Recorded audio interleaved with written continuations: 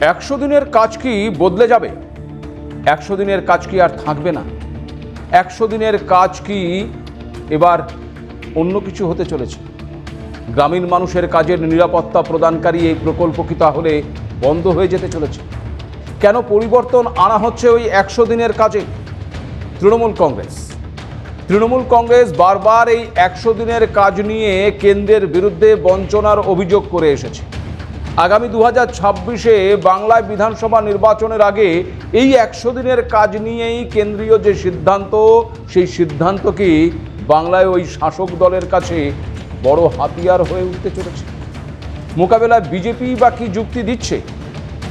কতটা গ্রহণযোগ্য সেই যুক্তি? নমস্কার, আপনারা দেখতে শুরু করেছেন এডিটার্স ডায়েরি। আরও একটি নতুন এপিসোডে আপনাদেরকে স্বাগত জানাই। 100 দিনের কাজ আর 100 দিনের কাজ থাকছে না প্রকল্পের সঙ্গে ওই মহাত্মা গান্ধীর নামও। গ্রামীণ কর্মসংস্থান ব্যবস্থায় আমূল পরিবর্তনের পথে হাঁটতে চলেছে কেন্দ্র। মহাত্মা গান্ধী গ্রামীণ রোজগার গ্যারান্টি অধিনিয়ম বা মনরেগা প্রকল্প বিলোপ করে গ্রামীণ রোজগার যোজনায় নয়া বিল আনলো নরেন্দ্র মোদী সরকার। প্রথমে কথা ছিল নতুন বিলের নাম রাখা হবে পূজ্য বাপু গ্রামীণ রোজগার যোজনা। তবে শেষ মুহূর্তে সেই নামে আবার বদল আনা হয়েছে। নতুন বিলের নাম রাখা হয়েছে বিকশিত ভারত গ্যারান্টি ফর রোজগার ও আজীবিকা মিশন গ্রামীণ 2025, যার সংক্ষিপ্ত রূপ ভিবিজি রামজি। কেন্দ্রের তরফে জানানো হয়েছে একটি গ্রামীণ বিকাশ মডেল তৈরির উদ্দেশ্যেই এই নয়া আইন আনা হচ্ছে। 2047 সালে বিকশিত ভারত মিশনকে ফোকাসে রেখেই তৈরি করা হয়েছে এই বিল। নতুন এই বিল অনুযায়ী গ্রামের প্রতিটি পরিবারের বছরে আর ওই 100 দিন নয়, তার পরিবর্তে 125 দিন কাজ করার এবং মজুরি গ্যারান্টি পাবে। এই গ্যারান্টি সেই সমস্ত গ্রামীণ পরিবারগুলোকে প্রদান করা হবে যাদের প্রাপ্তবয়স্ক সদস্যরা স্বেচ্ছায় অদক্ষ কায়িক পরিশ্রম করতে আগ্রহী। যদিও বিশেষ ক্ষেত্রে অতিরিক্ত 50 দিনের কাজের সুযোগ থাকলেও নতুন বিলে তা স্থায়ীভাবে বাড়ানোর প্রস্তাব করা হয়েছে। বর্তমানে 2005 সালে তৈরি মনরেগা প্রকল্প 100 দিনের কর্মসংস্থানের গ্যারান্টি প্রদান করে। সরকার জানিয়েছে এই বিলের লক্ষ্য হলো একটি সমৃদ্ধ এবং স্থিতিস্থাপক গ্রামীণ ভারতের জন্য ক্ষমতায়ন উন্নয়নকে উৎসাহিত করা। এই নতুন বিলটিকে বিকশিত ভারত ওই 2047-এর জাতীয় দৃষ্টিভঙ্গির সঙ্গে গ্রামীণ উন্নয়ন কাঠামোকে সামঞ্জস্যপূর্ণ করার দিকে একটি গুরুত্বপূর্ণ পদক্ষেপ বলেই বিবেচনা করা হচ্ছে। তা কি থাকছে এই বিলে? নতুন বিলে সবচেয়ে বড় পরিবর্তন আনা হচ্ছে অর্থ বরাদ্দে। মনরেগাতে যেখানে মজুরির সম্পূর্ণ দায়িত্ব ছিল ওই কেন্দ্রের ওপর, সেখানে এই ভিবিজি রামজি প্রকল্পে রাজ্যগুলোকেও কিন্তু ব্যয়ের ভাগ নিতে হবে। উত্তর পূর্ব ও হিমালয় রাজ্য এবং কিছু কেন্দ্রীয় শাসিত অঞ্চলের ক্ষেত্রে কেন্দ্র রাজ্য ব্যয়ের অনুপাত হবে ওই 90:10। অন্যান্য রাজ্যের ক্ষেত্রে এই অনুপাতটি হবে আবার 60:40। তবে যেসব কেন্দ্রীয় শাসিত অঞ্চলে বিধানসভা নেই, সেখানে সম্পূর্ণ ব্যয় কিন্তু বহন করবে কেন্দ্র। অর্থাৎ এতদিন 100 দিনের কাজের জন্য কেন্দ্র টাকা দিচ্ছে না বলে যে অভিযোগ উঠত, এবার সেই অভিযোগ আর 100% কেন্দ্রের বিরুদ্ধে তোলার রাস্তা বন্ধ হচ্ছে। তবে কেন্দ্র যদি তার জন্য বরাদ্দ ওই 60% টাকা না দেয়, তবে অবশ্যই রাজ্যগুলো আবার সেই কেন্দ্রীয় বঞ্চনার অভিযোগ করতে পারে। আবার কেন্দ্রের টাকা আসতে দেরি হয়, তবে সেক্ষেত্রে রাজ্য তার 40% টাকা ওই গরিব মানুষের হাতে তুলে দিতে পারবে। এখানে একটি বিষয় বলে রাখা যায় যে এই 100 দিনের টাকা নিয়ে বাংলার শাসক দল বহুদিন ধরেই কেন্দ্রের বিরুদ্ধে বঞ্চনার অভিযোগ করে আসছে। কেন্দ্রের কাছ থেকে টাকা না পেয়ে রাজ্যের তরফেই 100 দিনের টাকা প্রদানের উদ্যোগও নিতে দেখা গেছে রাজ্য সরকারকে। নতুন এই প্রকল্প নিয়ে রাজনৈতিক দ্বন্দ্বের জায়গায় পরে আসছে। তার আগে নতুন এই বিলে আর কি থাকছে তা একটু বুঝে নেওয়া যাক।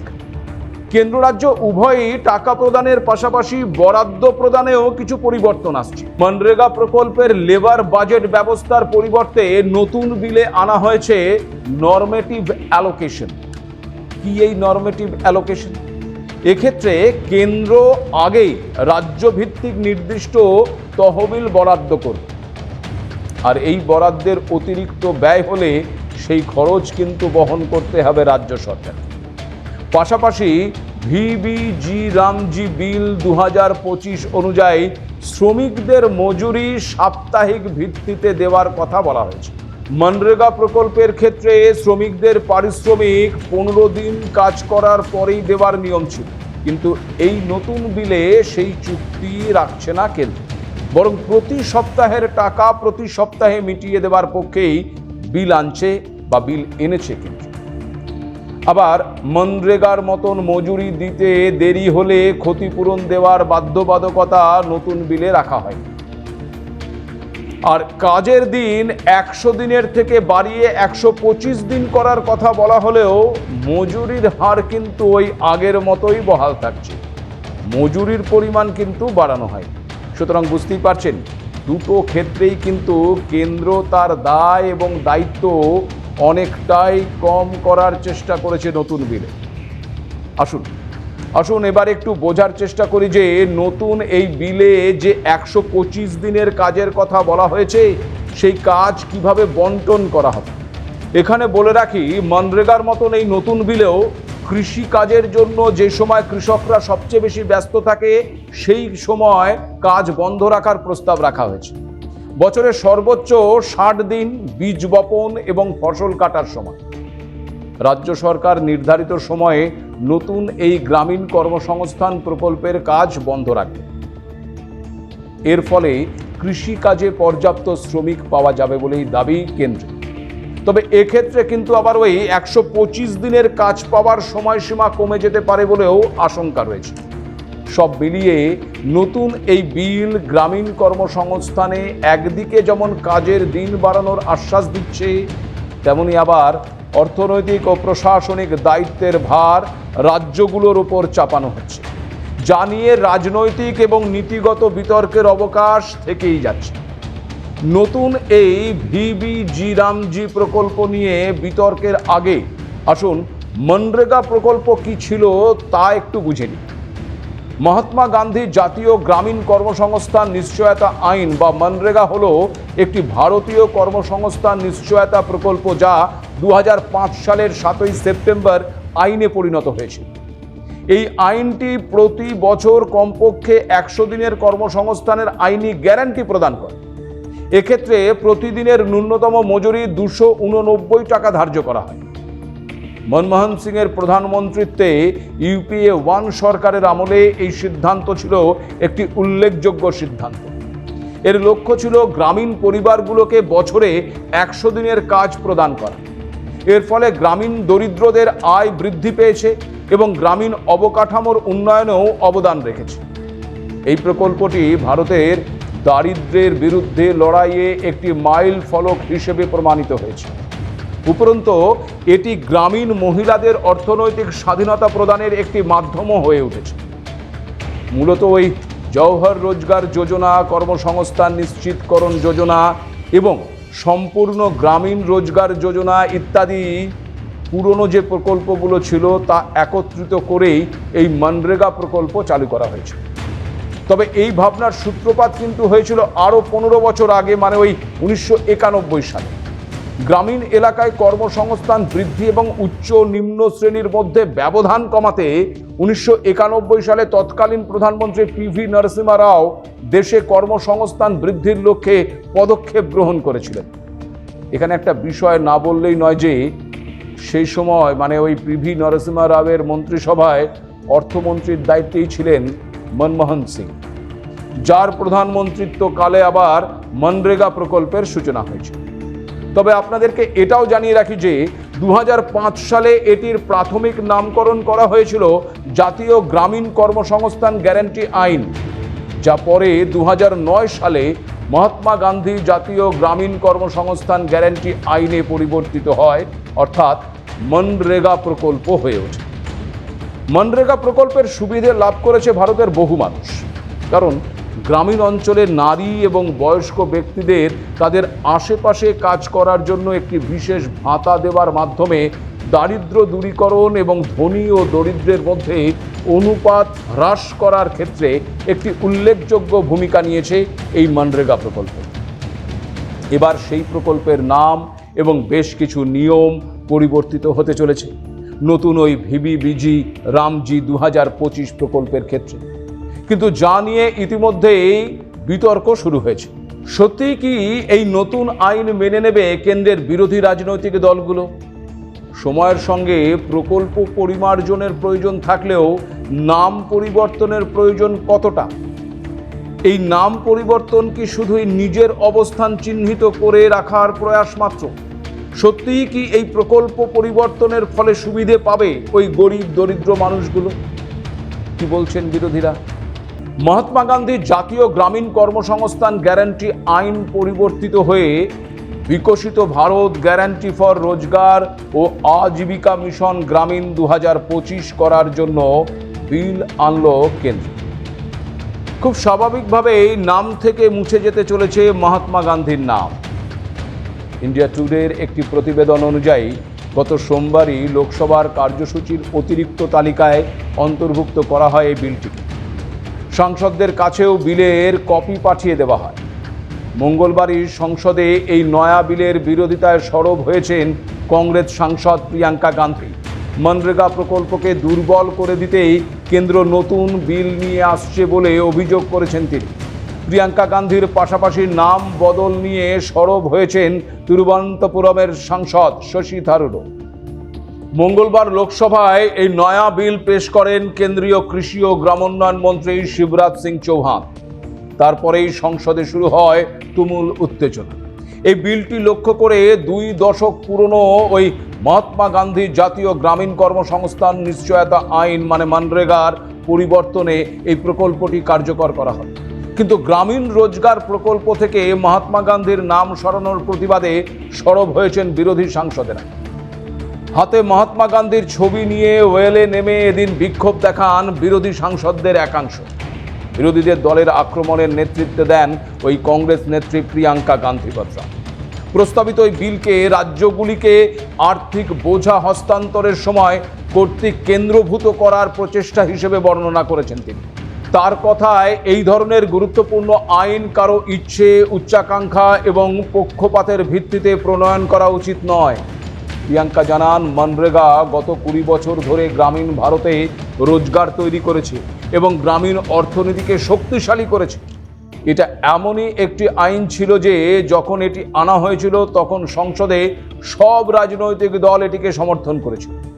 দেশের সবচেয়ে দরিদ্র নাগরিককেও বছরে 100 দিনের রোজগার দিতে পারে এই প্রকল্প। কিন্তু বিলটি কক্ষের সঙ্গে যথাযথ আলোচনা বা পরামর্শ ছাড়া তাড়াহুড়ো করে পাশ করা উচিত নয় বলে জানিয়েছেন তিনি। প্রয়োজনে এটিকে প্রত্যাহার করে সরকারের একটি নতুন বিল আনা উচিত বলেও জানিয়েছেন রাজীব তনয়া। অন্যদিকে প্রকল্পের নাম থেকে মহাত্মা গান্ধীর নাম মুছে দেওয়া প্রসঙ্গে প্রিয়াঙ্কা জানিয়েছেন, মহাত্মা গান্ধী ব্যক্তিগতভাবে আমার কেউ ছিলেন না, কিন্তু তিনি পরিবারের মতন ছিলেন যার সঙ্গে গোটা দেশের আবেগ জড়িয়ে রয়েছে। নতুন বিলটি বিস্তারিত আলোচনার জন্য স্ট্যান্ডিং কমিটিতে পাঠানোর প্রস্তাব দিয়েছেন প্রিয়াঙ্কা। चर्चा हो तो आप डिटेल बोलना। सर, जो हमारे संविधान की जो मूल भावना है कि हर एक व्यक्ति के हाथों में शक्ति होनी चाहिए, वही मूल भावना पंचायती राज में है और उस मूल भावना के विरोध है ये जो अधिनियम जो ये विधेयक आ रहा है। सर, इस विधेयक के जो प्रबंधन है जिससे रोजगार का जो अधिकार है, कानूनी अधिकार है, वो कमजोर हो रहा है, वो हमारे संविधान के विपरीत है। सर ये हमारे इसी सदन ने ये कानून बनाया और इसी सदन ने ये अधिकार जनता को दिया है। ओके सर, एक और है सर, महात्मा गांधी मनरेगा में 90% अनुदान केंद्र से आता था। इस विधेयक द्वारा ज्यादातर प्रदेशों में अब 60% आएगा। सर, इस विधेयक द्वारा केंद्र का नियंत्रण बढ़ाया जा रहा है और जिम्मेदारी घटाई जा रही है। सर, जो 100 दिन का अधिकार आपने 125 करने की बात की है, लेकिन इसमें वेतन की बढ़ोतरी, आपकी जो मजदूरी की बढ़ोतरी है इसकी कोई बात नहीं है। माननीय सदस्यों, सर ये हर योजना का नाम बदलने की जो सनक है ये समझ में नहीं आती है। सर जब ये किया जाता है तो सरकार केंद्र को पैसे खर्चने पड़ते हैं।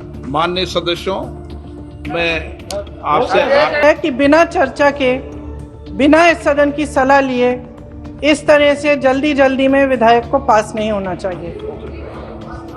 सर ये विधेयक वापस लिया जाना चाहिए। इसके बदले में सरकार को एक नया विधेयक पेश करना चाहिए।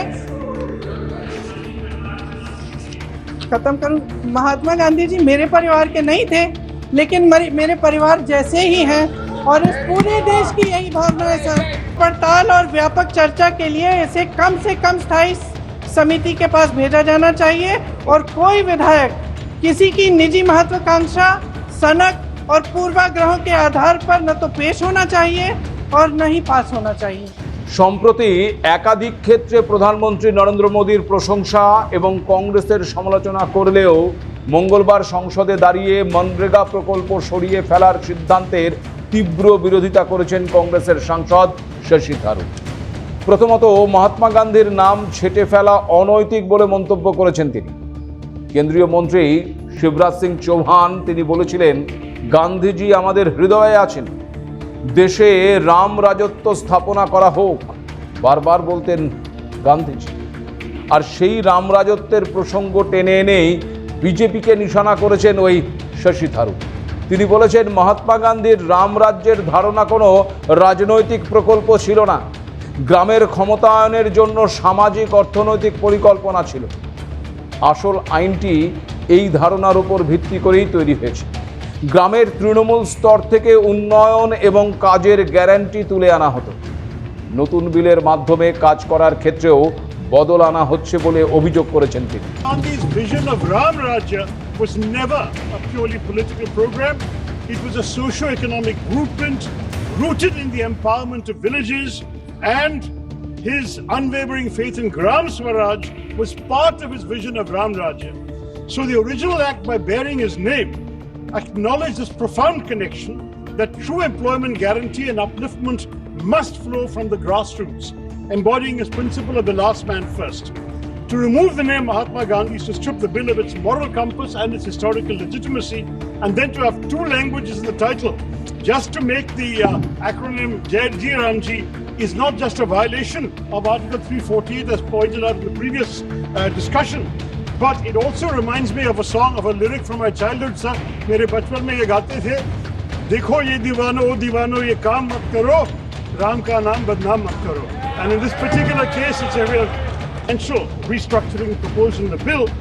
The proposal to impose 40% of the financial burden directly onto the state governments is not just fiscally irresponsible, it's a measure that threatens to make the entire program unviable. Sir. This sudden and massive shift in liability will inevitably make it impossible for poorer states. It will lead to delays in wage payments, reduced days of work, and ultimately the destruction of the scheme itself. And it's a violation of fiscal federalism, sir, which is why I don't think we have the legislative competence to do that. কংগ্রেসের পাশাপাশি নতুন বিলের বিরোধিতায় সরব হয়েছে রাজ্যের শাসক দল অর্থাৎ তৃণমূল কংগ্রেসের। মঙ্গলবার বিল পেশের আগেই তৃণমূল সাংসদ সৌগত রায় জানান, রামজি দেশ জুড়ে প্রণম্য, কিন্তু এই দেশ গঠনের নেপথ্যে গান্ধীজির কৃতিত্ব অনেকখানি। দেশের স্বাধীনতায় তার অবদান কেউ অস্বীকার করতে পারেন না। শুধু তাই নয়, রাজ্যগুলোর প্রতি কেন্দ্রীয় বঞ্চনার বিরুদ্ধে সরব হয়েছেন ওই সৌগত রায়। এই নতুন প্রকল্পে কেন্দ্রীয় বরাদ্দ 90% থেকে কমিয়ে 60% করা হচ্ছে। এর ফলে রাজ্যগুলোর উপর চাপ বাড়বে। কেন্দ্রের পেশ করা এই বিলকে তাই সিলেক্ট কমিটিতে পাঠানোর কথা জানিয়েছেন Saugata Roy. Opposed the idea of replacing the father of the nation, Mahatma Gandhi's name, with G. Ramji. Ramji is respected by people in the country, but to me, Mahatma Gandhi is much more relevant. This distortion of the name of the NREGA, MG NREGA, is something we object. We have other points of objection, like instead of being a demand driven, it has become a supply driven scheme. Two, the states are having to cough up 40% of the total allotment, which will pose a great pressure on the state's finances. That's why, sir, I think instead of discussing it here, we should refer. স্বভাবত বোঝাই যাচ্ছে যে কেন্দ্রের এই নতুন বিল নতুন করে রাজনৈতিক উত্তাপ তৈরি করবে, আর এই উত্তাপ যে বাংলার মাটিতে এসে পড়বে সে বিষয়ে কোনো সন্দেহ নেই। তার কারণ এই 100 দিনের কাজ নিয়ে কেন্দ্রীয় বঞ্চনার বিরোধিতায় বারংবার পথে নেমেছে রাজ্যের শাসক দল তৃণমূল কংগ্রেস। এমনকি এই এসআইআর আবহেও বারবার যে সভাগুলো সংগঠিত হয়েছে তৃণমূল কংগ্রেসের, সেখানে তৃণমূল কংগ্রেস নেত্রী তথা রাজ্যের মুখ্যমন্ত্রী মমতা বন্দ্যোপাধ্যায় হোক বা তৃণমূলের অন্য যে কোনো নেতা, তারা প্রত্যেকেই কিন্তু এই কেন্দ্রীয় বঞ্চনার দিকে আঙুল তুলেছেন। স্বাভাবিকভাবেই সেই মনরেগা প্রকল্পের পরিবর্তন করে নতুন যে প্রকল্প নিয়ে আসা হচ্ছে, সেখানে কেন্দ্র রাজ্য উভয়ের মধ্যেই দায় দায়িত্ব এবং বরাদ্দ ভাগ করা হচ্ছে। তা কতটা গ্রহণযোগ্য হবে আগামী দিনে, সেটা কিন্তু অবশ্যই তর্ক বা বিতর্কের অবকাশ রাখে। অন্যদিকে নাম বদলের রাজনীতি কিন্তু নতুন নয়। আমরা দীর্ঘ সময় ধরে এই নাম বদলের রাজনীতি দেখে আসছি। তার কারণ কোনো এক আমলে যে নাম রাখা হয়েছিল, পরবর্তী আমলে এসে সেই নাম বদলে যাচ্ছে। এই বাংলাতেও নাম বদলের অভিযোগ বারংবার উঠেছে। বিভিন্ন কেন্দ্রীয় প্রকল্পের নাম বদলের অভিযোগ করেছে রাজ্যের বিরোধী রাজনৈতিক দল বিজেপি। খুব স্বাভাবিকভাবেই প্রশ্নটা একটাই, যে নাম বদল করলে কি লাভ হয়? প্রকল্পের মাধ্যমে যাদের সুবিধে দেওয়ার কথা বলা হয়ে থাকে, নাম বদল করলে কি তাদের সুবিধে বৃদ্ধি পায় নাকি কমে যায়? নাম বদলে শুধুমাত্র নিজের অবস্থান ছাড়া আর কিছু বাড়তি লাভ হয় কি? প্রশ্নটা কিন্তু থাকে। আর ওই যে বলছিলাম, কেন্দ্রীয় বঞ্চনা এবং রাজ্যের ওপর বাড়তি চাপ তৈরি। আগামী 2026 নির্বাচনের আগে রাজ্যের শাসক দল যে ফের একবার এই গোটা বিষয়টিকে হাতিয়ার করে নির্বাচনী ময়দানে ঝাঁপাবে, এবং যদি আগামী দিনে এই 100 দিনের কাজ নিয়ে গ্রামীণ যে মানুষগুলো রয়েছে তাদের মধ্যে এক অন্য ধারণা তৈরি হয়, তাহলে অবাক হবার কিছু থাকবে না। খুব স্বাভাবিকভাবেই সেক্ষেত্রে প্রশ্ন একটাই, যে ঠিক 2026-এর আগে কেন্দ্রের তরফে এরকম একটি বিল, সেটা কি রাজ্যের শাসক দল তৃণমূল কংগ্রেসের কাছে বাড়তি একটা হাতিয়ার তুলে দিল না? সব মিলিয়ে প্রকল্পের কারণ বা যাদের জন্য এই প্রকল্প, তারা কি বলছেন সেটাও খুব গুরুত্বপূর্ণ বিষয়। তারা কাজ করেন, তারা টাকা পান না। তাদের জব কার্ডে নাম থাকে কিন্তু তবুও তারা কাজ পান না, এমন অভিযোগ দীর্ঘ সময় ওই গরিব শ্রেণীদের কাছ থেকে আমরা পেয়েছি। সব মিলিয়ে এই গোটা প্রকল্প নিয়ে তর্ক বিতর্কের যেমন অবকাশ রয়েছে, ঠিক তেমন এটাও প্রশ্ন রয়েছে, যার বা যাদের জন্য এই প্রকল্প, তারা কি বলছেন। তাদের নানাবিধ অভিযোগ কিন্তু মনরেগা প্রকল্প নিয়েও আমরা পেয়েছি। কারোর ক্ষেত্রে জব কার্ড আছে, টাকা পাচ্ছে না, কাজ পাচ্ছে না। কেউ বলছেন কাজ করে বসে আছি, টাকা পাচ্ছি না। এরকম নানাবিধ অভিযোগ কিন্তু মনরেগা প্রকল্পের ক্ষেত্রেও আমরা দেখেছি। প্রকল্পের নাম পরিবর্তন হয়ে যাবে, বরাদ্দ পরিবর্তন হয়ে যাবে, কিন্তু যাদের জন্য এই প্রকল্প, তাদের জীবনযাত্রার মান কি কোনো পরিবর্তন হবে, নাকি তারা যে তিমিরে ছিল সেই তিমিরেই থেকে যাবে? প্রশ্নটা কিন্তু থেকেই যাচ্ছে। আজ এ পর্যন্ত। নমস্কার।